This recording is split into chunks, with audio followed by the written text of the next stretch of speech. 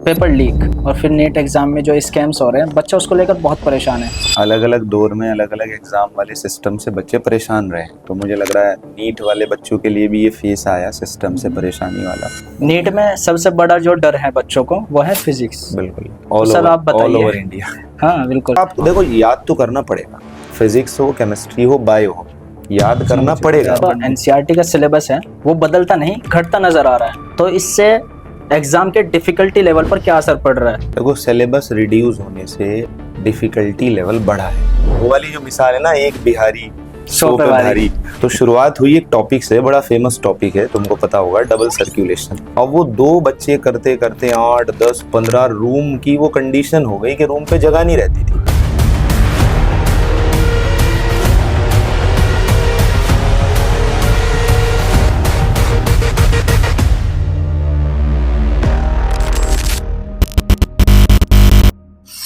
अगर आप जुनैद ज़हीरी चैनल पर इंस्पायरिंग पॉडकास्ट देखना पसंद करते हैं तो चैनल को सब्सक्राइब जरूर कर लें, क्योंकि इस सीरीज में हम अलग अलग फील्ड के एक्सपर्ट्स के साथ बैठकर उनकी कहानियां सुनते हैं और उनकी मोटिवेशनल स्टोरीज से कुछ ना कुछ नया सीखने की कोशिश करते हैं, और वो अपने एक्सपीरियंस से जो टिप्स हमारे साथ शेयर करते हैं उन्हें हम अपनी डेली लाइफ रूटीन में इम्प्लीमेंट करने की कोशिश करते हैं। तो अगर आप किसी भी स्ट्रीम के स्टूडेंट हो, मेनली नीट एस्पिरेंट हो या नीट की प्रिपरेशन करना चाहते हो, डॉक्टर बनना चाहते हो, तो एपिसोड खास आपके लिए है। कहते हैं खुदी को कर बुलंद इतना कि हर तकदीर से पहले खुदा बंदे से खुद पूछे बता तेरी रजा क्या है।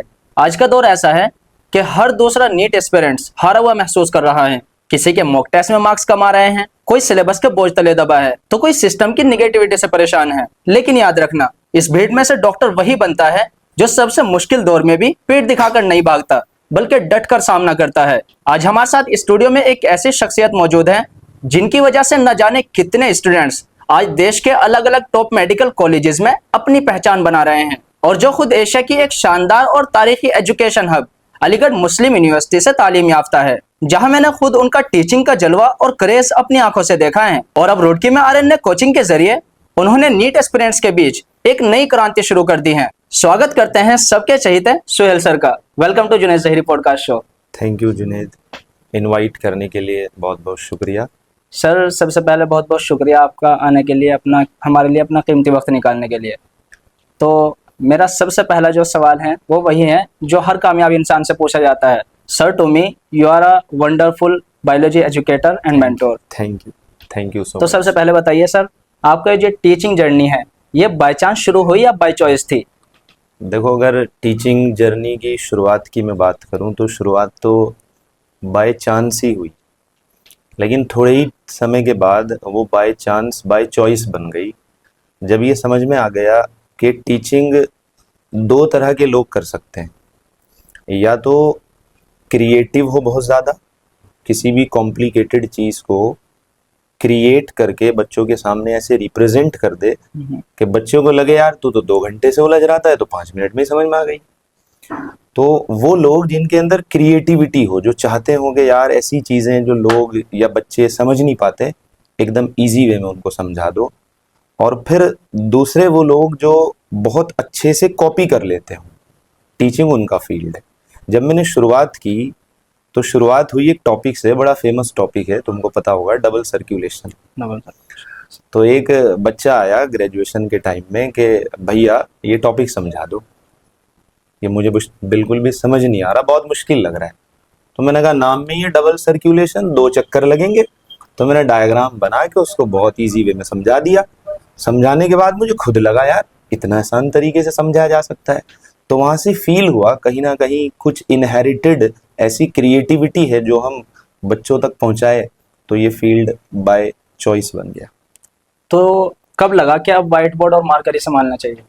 लगा तो ऐसा नहीं, कोई स्पेसिफिक कंडीशन तो नहीं थी कि वाइट बोर्ड या मार्कर ही संभालना है, लेकिन जब वही देखा कि हमारी जो स्किल्स हैं, क्रिएटिविटी है, स्ट्रेटजीज़ हैं, वो बच्चों के लिए इतनी ज़्यादा बेनिफिशियल बनती जा रही हैं, तो फिर लगा क्यों ना इसी फील्ड में आगे बढ़ा जाए। दूसरी बात, मैं इस फील्ड के शुरू से ही फेवर में था, क्योंकि मेरा जो फैमिली बैकग्राउंड है वो डॉक्टर लाइन से, तो मैं शुरू से बचपन से ही कटना चाहता था कि डॉक्टर लाइन से मैं बाहर रहूं, खुद डॉक्टर लाइन में ना हूं, दूसरों को डॉक्टर लाइन में भेजूं।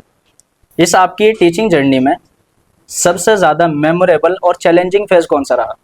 अगर मैं टीचिंग जर्नी की बात करूं तो सबसे ज़्यादा मेमोरेबल जो टाइम है मेरे लिए वो है जब मैंने पढ़ाना शुरू किया। तो रूम पर अपनी इच्छा से, मेरे बुलाने से नहीं, एक दो बच्चे आना शुरू किए। जब मैं अपने कॉलेज टाइम से फ्री हो जाता था तो शाम में बच्चे आ जाते थे 7 बजे 8 बजे कि हमें ये पढ़ा दो, समझा दो। फिर वो कहने लगे आप ही पढ़ा दो। और उन बच्चों की कहानी कुछ ये थी कि उन्होंने बहुत बड़ी कोचिंग में एडमिशन ले रखा था, लेकिन उनको बायो समझ नहीं आती थी वहाँ पे। जब मैं उनको टॉपिक समझाता था इजी करके सिंपल वे में, तो वो कहने लगे आप ही हमको पूरा सिलेबस पढ़ा दो। और वो 2 बच्चे करते करते 8 10 15 रूम की वो कंडीशन हो गई कि रूम पे जगह नहीं रहती थी। वो टाइम मुझे बहुत याद आता है कि जर्नी शुरू हुई 2 बच्चों से, रूम पर बैठकर पढ़ाने से, और रूम के अंदर फिर स्पेस भी नहीं बचती थी। मुझे रूम चेंज करना पड़ा, एक रूम पढ़ाने के लिए रखना पड़ा, एक रूम अपने रहने के लिए रखना पड़ा। फिर मैंने 2 रूम किए। वो फेस बहुत याद आता है। और अगर मैं बात करूं चैलेंजिंग फेस की, तो चैलेंजिंग फेस वो था जब मैंने रूम से पढ़ाकर कोचिंग में पढ़ाना शुरू कर दिया। और अलीगढ़ की एक कोचिंग है इल्म अचीवर, बहुत अच्छी कोचिंग है, वहाँ से मैंने पढ़ाना शुरू किया। फिर उसी दौरान इल्म अचीवर में पढ़ाते पढ़ाते 9 10th को मैंने ऑर्गेनन क्लासेस में पढ़ाया, जो अलीगढ़ की मोस्ट फेमस कोचिंग है। फिर ड्यू टू हेल्थ इशू मुझे वापस घर आना पड़ा और कुछ समय रुकना पड़ा। वो मेरे लिए बहुत चैलेंजिंग फेस था कि मैं घर रुककर कैसे अपनी उस जर्नी को कंटिन्यू करूं। तो यहाँ जो मैंने अपनी जर्नी शुरू की वो बिल्कुल ज़ीरो से थी, उसके पीछे कोई टीचिंग बैकग्राउंड नहीं था। जो मैं अलीगढ़ छोड़कर आ गया बस वही था, उसी चीज़ को आगे कंटिन्यू करना मेरे लिए सबसे चैलेंजिंग था। लेकिन मैंने उसका डट कर सामना किया, मुकाबला किया, और आज उसका हासिल भी मुझे। सर आपको टीचिंग करते हुए काफ़ी वक्त हो गया, आपने काफ़ी एक्सपीरियंस भी गेन किया, तो पहले की ट्रेडिशनल टीचिंग और अब का जो हाइब्रिड दौर है, डिजिटल हाइब्रिड दौर है, इसमें आपको क्या डिफरेंसेस दिखाई देते हैं? देखो ये क्वेश्चन बड़ा इम्पोर्टेंट है। टीचिंग में जो बड़ा बदलाव आया वो लॉकडाउन के बाद आया, आपने भी देखा होगा। जी सर। अगर हम 4-5 साल पहले जाएं और लॉकडाउन से पहले वाली ट्रेडिशनल टीचिंग देखें बिल्कुल सर।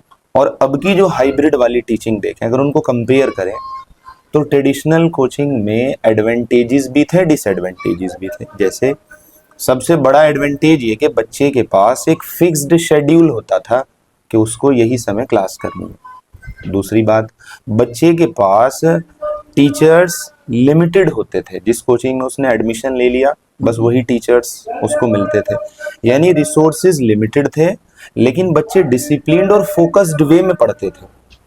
ट्रेडिशनल मेथड के अंदर डाउट के लिए बच्चों को वेट करना पड़ता था। मान लो आज कोई डाउट आ गया घर पे पढ़ते पढ़ते, तो वेट करना पड़ता था कल कोचिंग जाने के लिए, या डाउट क्लियर करने के लिए लाइन में लगना पड़ता था भीड़ में। अब जो ये ट्रेडिशनल कोचिंग थी, जब ये हाइब्रिड की तरफ शिफ्ट हुई, जहां ऑनलाइन ऑफलाइन दोनों मेथड आ गए, तो इसमें एक तो ये हो गया बच्चों का जो फिक्स्ड शेड्यूल था वो खत्म हो गया। खत्म हो गया। मोबाइल से कभी भी कहीं भी बैठ के पढ़ लो, पहली बात। दूसरी बात, जो डाउट के लिए बच्चा वेट करता था, वो खुद भी सोचता था, दिमाग में क्रिएट करता था, यार पहले मैं ही खत्म कर लूं, सर से ना पूछना पड़े। अब यह बच्चे के दिमाग में कोई डाउट आया, वो उस पर सोचता भी नहीं, सीधा गूगल पे डाल दे, गूगल पे डाल दिया या व्हाट्सएप कर दिया, सर को कर दिया, कॉल टीचर कर को दी। व्हाट्सएप कर दिया। टीचर को व्हाट्सएप भी कम करते हैं, गूगल पे डाल गूगल पे देंगे, डाल एआई का AI, यूज करेंगे। आर्टिफिशियल तो एक तो इंटेलिजेंस। बच्चों के पास डाउट को क्लियर करने की एबिलिटी कम हो गई। बिल्कुल सर। दूसरी बात, एक फिक्स्ड शेड्यूल वाली जो स्ट्रेटजी है वो खत्म हो गई ऑनलाइन हाइब्रिड से। तीसरी बात ये कि बच्चों का जो कंसंट्रेशन है ना वो बहुत कम हो गया, घट गया। तो सर इन दोनों में ट्रेडिशनल टीचिंग और हाइब्रिड डिजिटल, तो कहीं ना कहीं एडवांटेज और डिसएडवांटेज दोनों चीज़ है। दोनों के ट्रेडिशनल के फायदे भी थे अपने, नुकसान भी थे। जैसे मैं बताऊं, एक आपको फायदा और नुकसान के फिक्स्ड शेड्यूल, अब कोई इमरजेंसी आ गई क्योंकि हेल्थ इशू सबके साथ जुड़े हैं, अब आप उस क्लास को रिवाइंड नहीं कर सकते, छूट गई तो छूट गई। ऑनलाइन में यह है कि अगर बच्चा डिसिप्लिन्ड है, एक फिक्स्ड शेड्यूल को फॉलो करने वाला है, और किसी कारण उसकी क्लास छूट गई, तो उसको रीप्ले करके रिवाइंड करके पढ़ सकता है। अच्छा, एक और बहुत बड़ी बात, बहुत इंपॉर्टेंट, ट्रेडिशनल के अंदर बच्चा क्या है ना, अपने कंपटीटर्स के साथ बैठ के पढ़ता था पूरे साल। बिल्कुल। तो जो बच्चे उसके लेवल के होते थे, जब वो डाउट पूछते थे तो उसके दिमाग में भी आता था, यार ये तो सवाल अच्छा है। सवाल फिर जो उसको दिखता था क्लास में अच्छा बच्चा है, वो उसके साथ बैठना, दोस्ती करना, उससे डिस्कशन करना, ये सब करता था, जिससे बच्चे जो है ना अपना पढ़ाई में कंटिन्यू लगे रहते थे। लेकिन ऑनलाइन में क्या है, बच्चा मोबाइल लिए बैठा है, ना उसका कॉम्पिटिटर उसके साथ है, ना कोई अच्छा बच्चा उसके साथ है, बस वो अपनी धुन में है। जब तक उसका मन कर रहा पढ़ लिया, तब मन किया छोड़ दिया। आज के इस डिस्ट्रैक्शन दौर भरे दौर में बच्चों के अंदर क्या बदलाव आया, उनकी लाइफ स्टाइल में क्या बदलाव आया? देखो, बच्चों के अंदर सबसे बड़ा बदलाव ये आया कि एक तो बच्चों के पास रिसोर्सेज बहुत हो गए। हम्म, मतलब 20 टीचर हैं, अब बच्चा 20 के 20 टीचर ऑब्जर्व कर रहा है कि कौन कैसा किस तरह से क्या पढ़ा रहा है। तो एक तो रिसोर्सेज बहुत ज़्यादा हो गए। दूसरी बात, बच्चा उन रिसोर्सेज को उस तरह से यूटिलाइज नहीं कर पाता जैसे पहले करता था। अब वो एक टीचर का एक चैप्टर पढ़ेगा, एक लेक्चर, दूसरे टीचर से दूसरा लेक्चर पढ़ लेगा। एक ही चैप्टर के अंदर उसको लगा ये टॉपिक इस टीचर से समझ नहीं आया, वो यूट्यूब पे सर्च करके किसी दूसरे से पढ़ लेगा। लेकिन इसमें एक बहुत बड़ा नुकसान बच्चों का ये हुआ कि उनका कंसंट्रेशन टाइम घट गया। आजकल बच्चे चाहते हैं कि टॉपिक खत्म होने से पहले पूरा समझ में आ जाए, सवाल पूरा होने से पहले जवाब निकल जाए। यानी बच्चों के अंदर से पेशेंस खत्म हो गया, क्योंकि सीखने के लिए पेशेंस सबसे पहली चीज़ है। जब तक बच्चा टीचर की पूरी बात नहीं सुनेगा, नहीं समझेगा, तो वो ये बात नहीं समझ पाएगा कि टीचर मुझे बताना क्या चाह रहा है। आज के दौर में क्या है, बच्चे जहां भी कहीं अटके एकदम से दूसरा सर्च, तीसरा सर्च, चौथा सर्च, इसने बच्चों का कंसंट्रेशन खत्म कर दिया। क्लास के अंदर भी बच्चा बैठा है, अब उसे वो रील याद आ रही है, वो रियल वाली फीलिंग ले ही नहीं पा रहा। आपने एमयू से एजुकेशन हासिल की है, वहाँ पर एडमिशन लेना बहुत हार्ड है, या तो किस्मत का खेल है, कोई बहुत ही मेहनती बच्चा होगा उसका एडमिशन हो जाएगा, या कोई किस्मत से किसी का हो जाएगा। तो एमयू जो है यूनिवर्सिटी नहीं है, एक तहजीब है। बिल्कुल। तो आपका वहाँ पर एडमिशन कौन सी क्लास में हुआ, और कोई ऐसी स्वीट मेमोरी जो आपको पता हो, याद हो अब तक? मेरा जो एडमिशन हुआ वो 10th के बाद 11th क्लास में हुआ।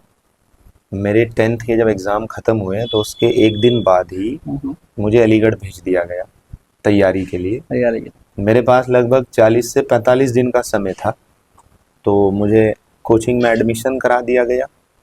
तो 40-45 दिन मैंने तैयारी की, खूब दिन रात एक करके पढ़ाई की। वो 40 to 45 डेज़ के अंदर मैंने 11th एंट्रेंस को क्रैक किया, 11th में एडमिशन लिया, 11th-12th अपनी स्कूलिंग कंप्लीट की, उसके बाद फिर वहीं से ग्रेजुएशन की मैंने। और जो सबसे स्वीट मेमोरी मेरे साथ जुड़ी हुई है वो इनिशियल टाइम की है, जो मुझे लगती है या तो एक मासूमियत समझ लो। जब मैं गया पढ़ने के लिए, तो क्योंकि जब घर से दूर चले जाते हैं तो घर का खाना, घर का खाना, घर का रहना, वो सब याद आता है। जी जी। बच्चे को जब तक घर में फैसिलिटी मिल रही है वो केयर नहीं करता, लेकिन जब दूर चला जाता है ना, वो सारी चीज़ें याद आती है कि क्यों मम्मी खाने के लिए टोक रही है, ज़बरदस्ती कर रही है रात में दूध पिलाने के लिए, सोते टाइम के दूध पी लो, वो सब चीज़ें बाद में याद आती है। तो दोपहर के टाइम में कोचिंग से आया तो मेरा मन किया यार भूख लग रही है, कुछ बना लेते हैं। अच्छा। तो रूम पे सामान था सब, क्योंकि जहाँ मैं रह रहा था वहाँ पहले से ही ऑलरेडी थे, उनके साथ ही मैं एडजस्ट हुआ था। यानी ये नहीं था कि मुझे पूरा रूम का कोई खाने बनाने का सेटअप करना पड़ा हो। तो मेरा मन किया चावल बना लेते हैं और दाल बाहर से ले आएंगे। अब कभी बनाए नहीं कच्चे चावल, कच्चे चावल वाइट वाले, कभी बनाए नहीं, बनते हुए देखे नहीं, क्योंकि भाई 10th क्लास के बच्चे को क्या है, पानी ला दो, खाना दे दो, यही तो है, अवेलेबल हो गया, बर्तन उठा के नहीं रखने, धोने नहीं। अब मेरा मन किया चावल बना लूं, तो मैंने कुकर में चावल डाल दिए कच्चे, बिना पानी के, बगैर पानी, बिना पानी के, और कुकर में चावल डाल के बंद करके रख दिए। मतलब जैसे हमें कोई दुकानदार चावल दे पॉलीथीन में डाल के, मैंने पॉलीथीन में से निकाले, कुकर में डाल के बंद करके रख दिए। अच्छा। और 15-20 मिनट के बाद खोला तो वो बिल्कुल ब्लैक हो गए। अब मैं घर कॉल कर रहा हूँ, मैंने कहा मैंने चावल बनने रखे थे। कहने लगे किस तरह? मैंने कहा कुकर में डाल दिए थे। कहने लगे पानी नहीं डाला। मैंने कहा नहीं। तो फिर क्या हुआ? मैंने कहा तो बिल्कुल काले हो गए। तो तब पहली बार समझ में आया कि चावल बनाने में भी पानी डलता है। तो वहां से फिर चीजें समझ में आई कि जो अब तक घर वालों ने किया, घर वालों ने दिया, उसकी क्या अहमियत होती है। सर एमयू में देश विदेश के लोग पढ़ते हैं, तो वहाँ डाइवर्सिटी कल्चर में आपको किन लोगों ने ज़्यादा इम्प्रेस किया? देखो, अगर एएमयू की डाइवर्सिटी की बात करोगे तो कश्मीर से लेके कन्याकुमारी और सेंट्रल एशिया से लेके अफ्रीका तक बिल्कुल लोग सर। मिलेंगे आपको। मुझे जो सबसे ज़्यादा इम्प्रेस किया मेहनत और पढ़ाई को लेकर, जो मैं बिल्कुल रियलिटी में बताता हूँ, पढ़ाते हुए सर। बच्चों को भी बोलता हूँ, वो बिहार के लोगों ने किया। मेहनती वो होते वाली, हैं वो हाँ, लोग। वो वाली जो मिसाल है ना, एक बिहारी सौ 100 पे पे भारी। भारी, वो मैंने अपनी आंखों से देखा। जब मैं पढ़ने गया 11th एंट्रेंस की तैयारी करने, तो मेरी शुरुआत ही रूम पार्टनर जिससे हुई वो बिहार का था। अब मैं देखता था मेहनत का लेवल क्या था, कि वो जब रात के टाइम लेटते थे तो मैं लेट जाता था। वो मच्छरदानी होती है, अलीगढ़ में चलती है खूब, जी सर। मच्छरदानी लेके छत पे जाता था और उसके अंदर कॉपी किताब लेके लैंप जला के फिर पढ़ता था। मुझे लगता था वो सो गया, मुझे सुला के फिर खुद पढ़ता था। और फिर जब मुझे 1-2 दिन बाद पता लगा तो देखा यार कितनी मेहनत ये करता है। मैंने उसे पॉजिटिव लिया कि दिन, मतलब उसकी कंडीशन ये थी कि उसने वॉशरूम के अंदर भी फॉर्मूलाज लगा रखे थे। तो मैंने कहा ये वो लोग हैं जो मेहनत के दम पर कुछ भी हासिल कर लेते हैं। तो अगर बात करूं मैं वहाँ ओवरऑल डाइवर्सिटी की, तो पढ़ाई के मामले में, मेहनत के मामले में सबसे आगे रहते हैं बिहार, बंगाल वाले बच्चे, कश्मीर वाले बच्चे। कश्मीर वाले हाँ, बच्चे भी कर। मैं कश्मीर के लोगों, बच्चों को देखता हूँ कि उनके पास वहाँ रिसोर्सेज की बहुत कमी है, और रिसोर्सेज की कमी होते हुए भी वो इतने टैलेंटेड, इतने स्किल्ड बच्चे होते हैं कि वो एक से बढ़कर एक एग्ज़ाम को क्रैक कर लेते हैं। एमयू के लॉयर्स, शायर, पॉलिटिशियन, ये सब वर्ल्ड क्लास होते हैं। से ऐसी किसी शख्सियत से मुलाकात हुई है जिसने आपकी ज़िंदगी बदलती हो या कुछ सीखने को मिला हो उनसे? देखो, मुलाकात तो हर तरह की शख्सियत से हुई और हर किसी से बहुत जावेद कुछ। अख्तर जैसे हाँ, शख्सियत, हाँ, जावेद अख्तर हो गए, नसीरुद्दीन नसीरुद्दीन शाह, शाह हो गए, उनके भाई वीसी थे तब जब मैं वहाँ था, वाइस जमीरुद्दीन चांसलर शाह। जमीरुद्दीन शाह। तो एक से एक एक्टर, एंकर, क्रिकेटर। तो मुलाकात तो बहुत लोगों से हुई और हर किसी से कुछ ना कुछ सीखने को मिला। लेकिन जो एक चीज़ सीखने को मिली जब मैं वहाँ गया, एक पीएचडी रिसर्च स्कॉलर थे, उन्होंने बताया कि यहाँ सिर्फ, जब मैं गया तभी, कि यहाँ सिर्फ पढ़ाई के लिए बच्चे नहीं आते, यहाँ पढ़ाई के साथ साथ जो तहजीब, तमीज़, तरबियत और यहाँ के एनवायरनमेंट में जो फ़िक्र है ना कि एजुकेशन को लेकर, वो अपने साथ लेकर जाते हैं। और फिर जहाँ भी जाएंगे तो मैं अलीग वहीं मिलेंगे और उनकी एक ही फ़िक्र होगी कि जैसे हम वैसे ही हमारी पूरी कम्युनिटी बन जाए। नीट में क्या हो रहा है सर, जो एनसीईआरटी बुक है उसमें सिलेबस जो है वो रिड्यूस, रैशनलाइज्ड होता नज़र आ रहा है। बिल्कुल।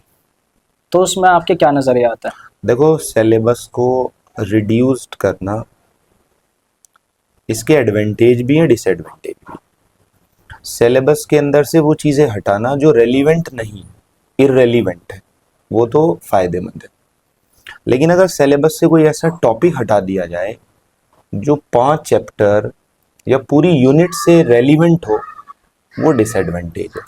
देखो, सिलेबस इतना तो हो कि अगर हम उसको रिलेट करें, कंसेप्चुअलाइज, तो उसके अंदर वो चीज़ें बच्चे को समझ आती हो। ऐसा हम कोई टॉपिक चैप्टर ना हटा दें कि बच्चा सोचे यार ये चीज़ कहाँ से आई। अब हमने डाइजेशन और एब्जॉर्प्शन ही हटा दिया बायो से। अब जब बच्चे को यही नहीं पता जो हम खाना खा रहे हैं वो कैसे डाइजेस्ट होगा, कैसे बॉडी तक पहुंचेगा, तो फिर खाने के बाद की जो प्रक्रिया है डायरेक्ट वो हम पढ़ाएंगे तो दिक्कत तो होगी। तो रेशनलाइज्ड करना एडवांटेजियस है जब हम इररेलीवेंट चीज़ों को हटाएं, और डिसएडवांटेजियस है जब हम रेलिवेंट चीज़ों को हटाएं। तो इसमें इस चीज़ से बच्चों के अंदर काफ़ी कंफ्यूजन क्रिएट हो रहा है, तो आप उसको कैसे बैलेंस करते हैं बच्चों के लिए? कन्फ्यूजन जो क्रिएट हो रहा है वो ये कि बच्चे कहते हैं सर ये वाले साइट पर बुक में ये लिखा है, ये वाले उस पर जो बुक पढ़ी है उसमें ये डेटा लिख रखा है। तो उसमें फिर हम ये करते हैं, जो पुरानी एनसीईआरटी है उस पुरानी एनसीईआरटी के डेटा को मैच करते हैं जो ऑथेंटिक बुक्स होती हैं उनके साथ। ऑथेंटिक बुक्स यानी जिनकी बातें जो है ना all over India teachers follow करते हैं। फिर हम उस कन्फ्यूजन को ख़त्म करने के लिए out of NCERT authentic book में जो बात लिखी होती है वो फॉलो कराते हैं बच्चों को। सर, जो एनसीईआरटी का सिलेबस है वो बदलता नहीं, घटता नज़र आ रहा है, ठीक है? तो इससे एग्ज़ाम के डिफ़िकल्टी लेवल पर क्या असर पड़ रहा है? क्या एग्ज़ाम अब ट्रिकी होने वाला है या सेम रहेगा? देखो, सिलेबस रिड्यूस होने से डिफ़िकल्टी लेवल बढ़ा है, बढ़ा है। अगर हम पिछले 4-5 सालों के अंदर पेपर का एनालिसिस करें तो ये पता लगेगा कि पहले क्वेश्चंस देखो, आप पुराने क्वेश्चन उठा के देखो, वो जी सर, सिंपल वर्ड बेस्ड होते थे। बिल्कुल sir. Which one of the following is option, select option कर हो लिया। गया, बिल्कुल लेकिन 4-5 सालों के तुम क्वेश्चंस के ट्रेंड देखो, एक ही क्वेश्चन के अंदर 5 बड़ी बड़ी बातें लिख रखी है, बिल्कुल सर। उनको करेक्ट इनकरेक्ट ऑर्डर में अरेंज करने को दे रहा है। क्योंकि जब सिलेबस रिड्यूस होगा तो, और उसी रिड्यूस्ड सिलेबस के अंदर उसको पेपर बनाना है, तो वो चीज़ों को रिलेट करके बनाएगा, लेंदी करके बनाएगा, क्योंकि उसको पता है रिड्यूस्ड सिलेबस हर बच्चा याद कर लेगा। अब एग्जामिनर चाहता है बच्चा गलती करे, बच्चा चाहता है मैं सही करूं। भाई एग्जामिनर का पर्पस क्या होता है? ऐसा क्वेश्चन बनाऊं गलती कि बच्चा करें। गलती करे। बच्चा ये चाहता है मैं इस तरह पढ़ूं कि गलती से बचूं, तो वो पेपर को लेंदी बना देगा और 2-3 चैप्टर के कंसेप्ट्स को लिंक करके दे देगा, जिससे बच्चों को ये महसूस होता है कि यार ये आउट ऑफ एनसीईआरटी लग रहा है या मुश्किल लग रहा है। तो रिड्यूस्ड सिलेबस के अंदर ये थोड़ा सा डिसएडवांटेज है कि बच्चे को लेंदी क्वेश्चन पेपर मिलने लगा। नीट में सबसे बड़ा जो डर है बच्चों को वो है फिजिक्स। बिल्कुल, तो सर आप ऑल बताइए। ओवर इंडिया, हाँ बिल्कुल। All over. तो आप बताइए, ये जो इस है डर के पीछे एक बड़ी चीज है, पहले से ही हवा। हुआ, कोई नीट की तैयारी करने आ जाए तो पहले दिमाग में भर दिया जाता है फिजिक्स। तो ये वाकई सच है। वो दिमाग में जब उसके बैठ गई कि सबसे डिफिकल्ट फिजिक्स है, तो पढ़ते हुए उसे लगता है तो डिफिकल्ट चीज पढ़ रहा है। हम्म। तो जब हमने पहले ही उसके दिमाग में डर बिठा दिया कि तो डिफिकल्ट सब्जेक्ट पढ़ रहा है, तो वो चीजें उसको जो समझ में आनी चाहिए वो भी नहीं आती। वो भी नहीं देखो डिफिकल्ट तो कुछ नहीं है, जो बच्चे कर रहे हैं वो इस बात का प्रूफ दे रहे हैं कि डिफिकल्ट कुछ नहीं है। बिल्कुल बस सर। ये है कि बच्चा जो है ना, जो टीचर गाइड कर रहे हैं, जो टीचर स्ट्रेटजीज बता रहे हैं उसको फॉलो करें। क्योंकि बायो पढ़ने के बाद बच्चा सोचता है कि फिजिक्स और केमिस्ट्री भी बायो की तरह ही पढ़ लूँ, बट बायो में फिजिक्स और केमिस्ट्री में फर्क है। और बच्चा अगर इस फर्क को समझ ले कि टीचर ने कोई कंसेप्ट बता दिया, उसने समझा दिया, लिंक कर दिया, अब कैलकुलेशन में बच्चे ने गलती कर दी, उसे लग रहा है कैलकुलेशन फिजिक्स। वो कैलकुलेशन फिजिक्स नहीं है, वो तो तुम्हारी बेसिक मैथमेटिक्स है। अगर वो तुम्हारी क्लियर होगी तो तुम्हें फिजिक्स इजी लगेगी। तो डर बच्चों के दिमाग में बैठाया जाता है, होता नहीं। इतना ऐसा कोई मुश्किल सब्जेक्ट नहीं है, क्योंकि जो बच्चे 720 आउट ऑफ 720 ला रहे हैं वो भी कर ही रहे हैं। सर कहते हैं कि बायोलॉजी जो है वो रटने वाला सब्जेक्ट है, तो आप बताइए आपने बायोलॉजी ही क्यों चुना? रटने वाला सब्जेक्ट है तो उसमें आपको ट्रिकी कैसे बना लेते हैं ताकि उसको विजुअलाइज कर सके, रटे ना बच्चा, विजुअलाइज कर सके उसके देखो डायग्राम ये वगैरह। परसेप्शन तो बिल्कुल गलत है कि बायो रटने वाला सब्जेक्ट है। उसके अंदर जब आप पढ़ेंगे ना, कहीं पर आपको वो फैक्चुअल मिलेगा, फैक्ट्स, कि भाई ये चीज़ होती है, ये तुम्हें याद करनी पड़ेगी। कहीं पर वो कंसेप्चुअल मिलेगा कि ये बॉडी के अंदर प्रोसेस चल रहा है, अगर हम ये काम कर दें तो वो बढ़ जाएगा, ये घट जाएगा। तो वो फैक्चुअल भी है, कंसेप्चुअल भी है, डेटा बेस्ड भी है।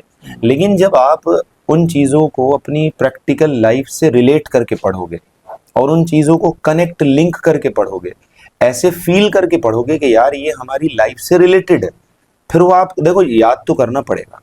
फिजिक्स हो, केमिस्ट्री हो, बायो हो, याद करना चीज़ों को पड़ेगा, याद करना वो मैंडेटरी चीज़ है। बिल्कुल सर। आप याद कोई चीज़ चाहे समझ के कर लो या उस चीज़ को ये समझ लो कि मैं रट के याद कर रहा हूँ। तो ऐसा नहीं है कि रटने वाला सब्जेक्ट है। कुछ हाँ टॉपिक्स हैं जो बच्चे को प्योरली रटने पड़ते हैं, जैसे एनिमल किंगडम में नाम हो गए, नाम प्लांट किंगडम में एग्जाम्पल हो गए, है ना। तो कुछ हैं जो रटने वाले हैं, बट ये नहीं कह सकते कि पूरी बायो रटने वाली है। जब हम जेनेटिक्स, बायोटेक, फिजियोलॉजी इन पर आते हैं तो लगता है कि हाँ बायो सिर्फ बायो ही नहीं है, ये फिजिक्स और केमिस्ट्री से भी लिंक है। कुछ ट्रिक्स हो सकती है जिससे बच्चा अपने नामों को याद रख सकता है, डायग्राम्स को याद रख देखो सकता मेरे अकॉर्डिंग ट्रिक्स बहुत ज़्यादा बनाना ठीक नहीं है, क्योंकि ट्रिक्स की अगर एक बार आदत पड़ जाए ना तो बच्चे की लर्निंग पावर और मेमोरी कमज़ोर हो जाती है। वो हर चीज़ में फिर ट्रिक्स ही ढूंढने लगता है, उसका लॉजिकल अप्रोच खत्म हो जाता है। उसे लगता है कि हर चीज़ में ट्रिक मिल जाए, ट्रिक मिल जाए। और जब वो ट्रिक ढूंढता रहेगा ना तो वो अपनी याद करने की, समझने की, लिंक करने की, कनेक्ट करने की एबिलिटी खत्म कर देगा। हाँ ट्रिक हो, बट इतनी हो कि जिसमें काम चल जाए। है। नीट में बच्चों का सबसे फेवरेट सब्जेक्ट जो है वो है बायोलॉजी, बायोलॉजी क्योंकि 50% वेटेज तो यही कवर करता है। क्योंकि साथ- 50% वेटेज कवर करता है, इसलिए फेवरेट नहीं है। पढ़ना और समझना ये फिर इसलिए फेवरेट है। इसलिए फिर और टीचर भी आसान बना देता है ना सर। 720 में से 360 मार्क्स कवर करता है, तो तकरीबन 340 मार्क्स लाने के लिए बच्चे को कितना पढ़ना चाहिए, कैसे रिवाइज करना चाहिए, कोई टेक्निक बताया? देखो 340 क्या, बच्चे के 360 भी आ सकते हैं। हम्म, मेरे खुद के पढ़ाए हुए बच्चों के कितने बच्चे 355, 350, 340, बिल्कुल। अभी जो नीट हुआ था 355 355 हाईएस्ट था। हाईएस्ट। एक क्वेश्चन सर। गलत हुआ बस उस बच्ची की। तो 340 350 लाना कोई इतना मुश्किल काम नहीं है। एक तो बच्चा टीचर की बताई हुई स्ट्रेटजी फॉलो करे, जो भी टीचर बता रहे हैं, जिस भी टीचर से बच्चा पढ़ रहा है वो स्ट्रेटजी फॉलो करे। और दूसरा, बच्चा टीचर के नोट्स के साथ साथ एनसीईआरटी पैरेलल लेके चले। अब उसमें एक मेथड है, बच्चा क्या करता है, चैप्टर शुरू हुआ, पूरा चैप्टर बुक से पढ़ना चालू कर देता है। पूरा चैप्टर ना पढ़े बुक से, जो टॉपिक टीचर ने पढ़ा दिया उसे क्लास से आने के बाद नोट्स से पढ़ने के बाद फिर बुक से पढ़ ले।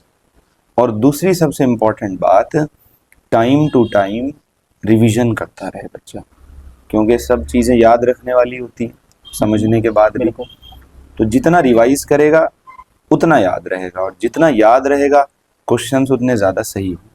तो जब नीट की बात चल ही रही है, अब क्या हो रहा है कि पेपर लीक और फिर नीट एग्जाम में जो स्कैम्स हो रहे हैं, बच्चा उसको लेकर बहुत परेशान है, सिस्टम से बिल्कुल परेशान है। और बच्चों के दिमाग में क्या आ रहा है फिलहाल कि वो पढ़ाई छोड़ दे, तैयारी करना छोड़ दे। तो ऐसे बच्चों को आप क्या सलाह देंगे ताकि वो अपने पढ़ाई देखो, में लगे सिस्टम रहें? से परेशान होना कोई नई बात नहीं है।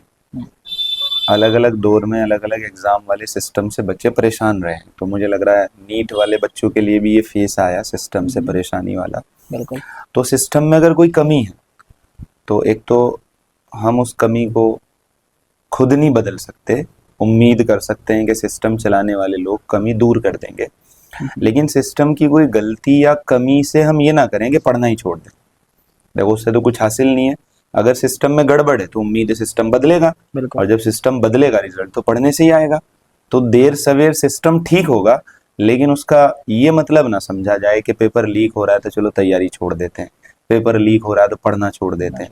अब तुमने 1 साल 2 साल लगा दिए तैयारी में, 11th 12th में बायो पढ़ी, अब 3-4 साल किसी फील्ड को देने के बाद अब नए फील्ड में जाओगे, बिल्कुल सर। तो ये तो मुनासिब नहीं है।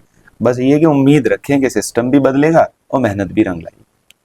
आप आरएनए कोचिंग में तो नीट के बच्चों के साथ मेहनत कर ही रहे हैं, जान टीम, लगा पूरी के। टीम कर रही है। तो इसके साथ साथ जो हमारी रिसर्च में पता लगा है, आप आरएनए के अलावा दूसरा कोचिंग सेंटर भी चला रहे हैं, पूरी जो 6 से डिटेल लेकर निकाल ली तुमने। 12 तक कोई काम ही है सर।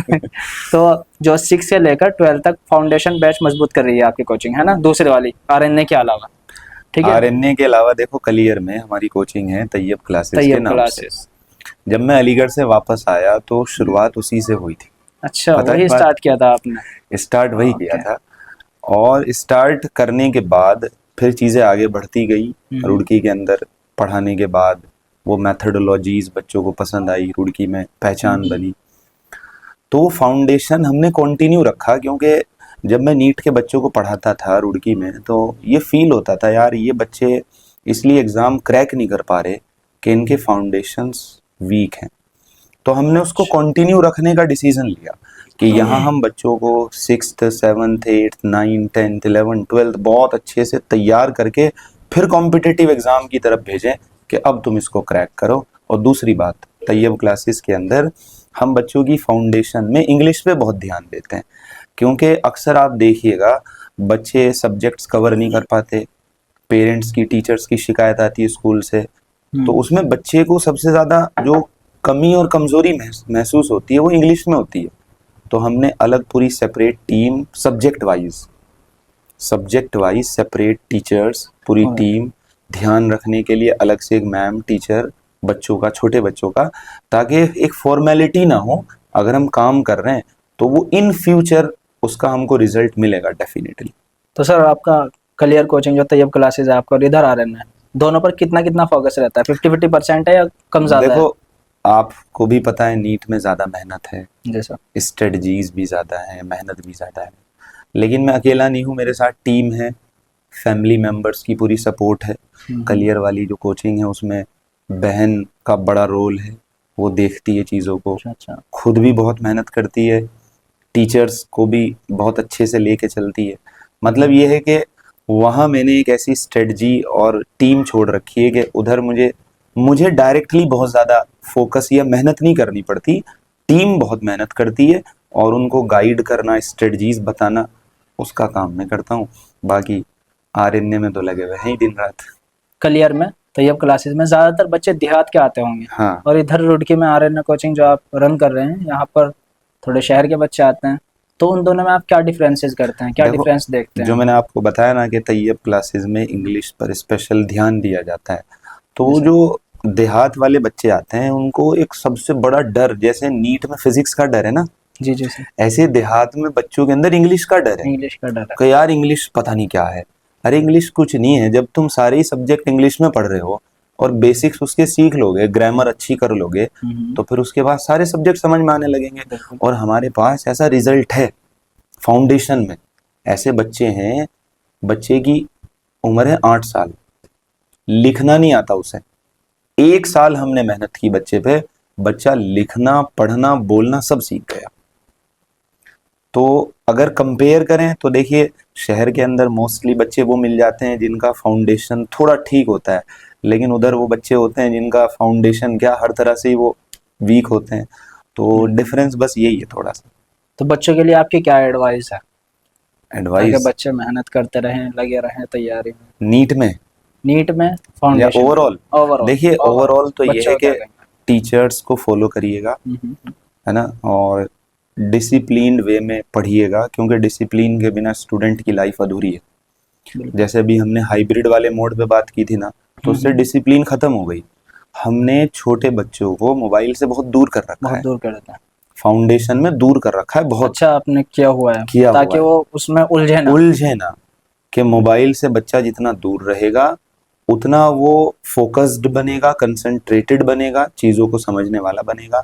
तो बस एडवाइस तो यही है कि डिस्ट्रैक्शन से बचें, और जो टीचर्स पढ़ा रहे हैं और पढ़ाने के साथ साथ जो तमीज़ व तहजीब व तरबियत दे रहे हैं उसको फॉलो करें। माशाल्लाह सर, आपकी जो उर्दू के अल्फाज हैं, अलीगढ़ में रहने का जो वो दिखाई वो दे रहा थोड़ा है, बहुत असर सीखा है, असर दिखाई दे रहा है। अब अली बल्कि हालांकि आपने मदरसे से भी नहीं पढ़ा नहीं नहीं, है ना, मदरसे जो से नहीं हाफिज पढ़ा, कुरान होते हैं या फिर अली मदरसे वाला से ही पढ़े होते हैं, बैकग्राउंड अलग वाला ही बैकग्राउंड है आपका। तो अल्हम्दुलिल्लाह। अच्छा, फिर एक रैपिड राउंड शुरू करते हैं सर, फंसाने वाला जिसमें फंसाने वाला इजी है, तो एकदम से जवाब एक्सप्लेन देना करना है है या बस। एकदम जवाब देना एकदम जवाब देना है, एक वर्ड में, एक्सप्लेनेशन तो नहीं? ज्यादा एक्सप्लेनेशन नहीं, बस ज्यादा इधर नहीं, से उधर ठीक ऐसा है। बताना है। तो सर, अलीगढ़ की एएमयू की तहजीब या फिर रुड़की के आईआईटी का लाइफ स्टाइल, क्या? अलीगढ़ की तहजीब, क्यों? क्योंकि उसका असर लाइफ टाइम रहता है। लाइफ स्टाइल तो बदलते रहते हैं, हम्म। लेकिन जो तहजीब आ गई वो अपने तक सीमित नहीं रहती, वो दूसरों तक भी पहुंचती है। तो रुड़की के आईआईटी का लाइफ स्टाइल कैसा?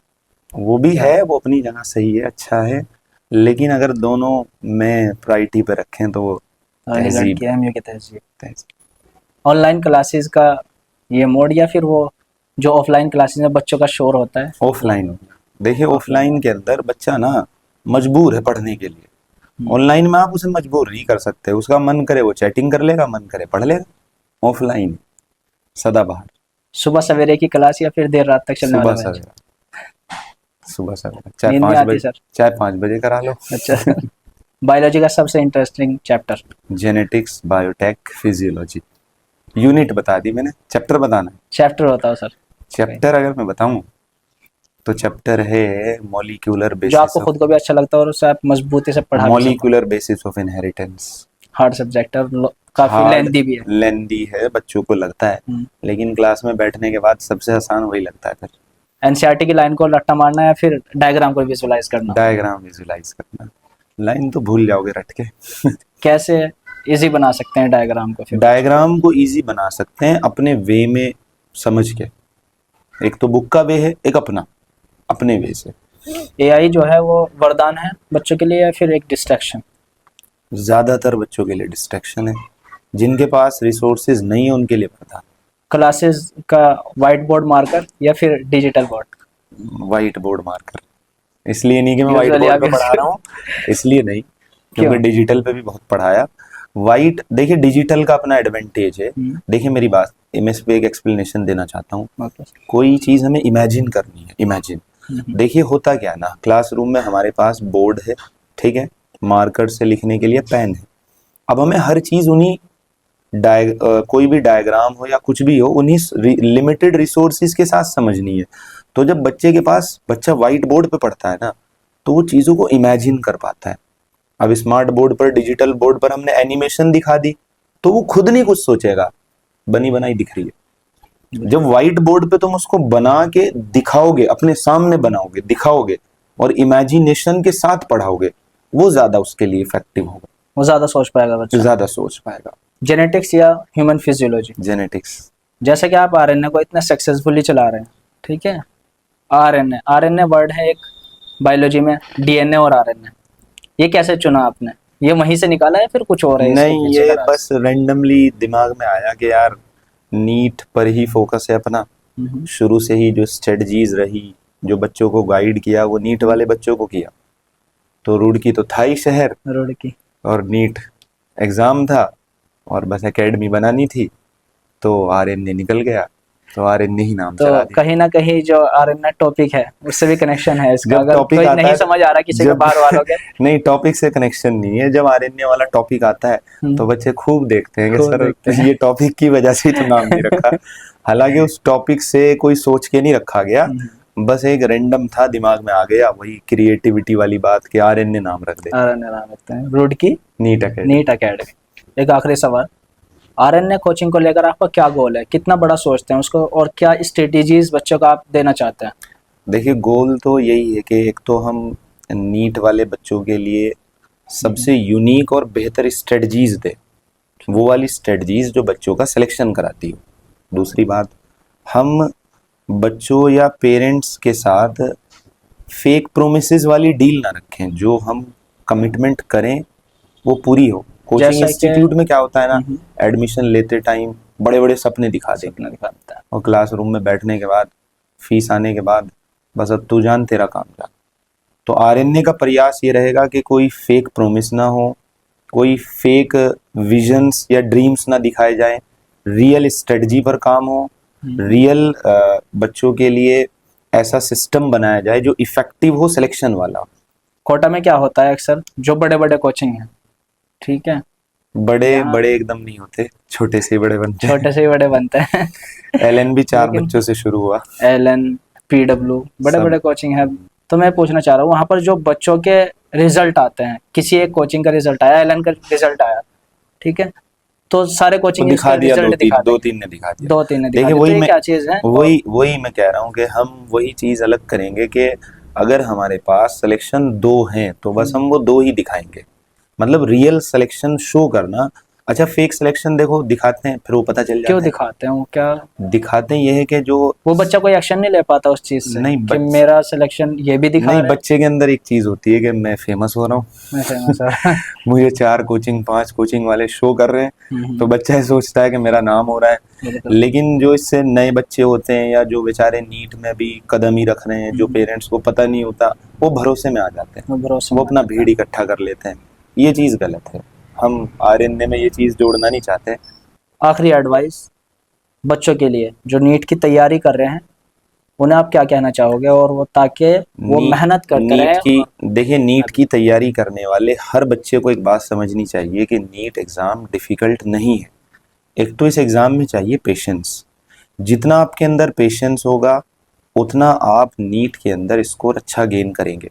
पेशेंस रखो, डेली बेसिस पर पढ़ाई करो, डेली बेसिस पर क्वेश्चंस प्रैक्टिस करो, डेली बेसिस पर एनालिसिस करो, आप क्या सीख रहे हो, क्या टॉपिक्स का आपके कमज़ोर हैं, किन टॉपिक्स पर आपको मेहनत करनी चाहिए। जल्दबाजी मत रखो कि एकदम सब कुछ सीख लें, एकदम सब कुछ कर लें। बस बच्चों के लिए एडवाइस यही है कि कंसिस्टेंसी और फिक्स्ड शेड्यूल बना के अपना मेहनत करते रहें और वेट करें रिजल्ट आने का। तो सर से बात करके बहुत अच्छा लगा। आपको भी अगर वीडियो पसंद आई है तो वीडियो को लाइक कर देना, शेयर कर देना। ऐसे ही पॉडकास्ट के लिए चैनल को सब्सक्राइब भी कर लेना।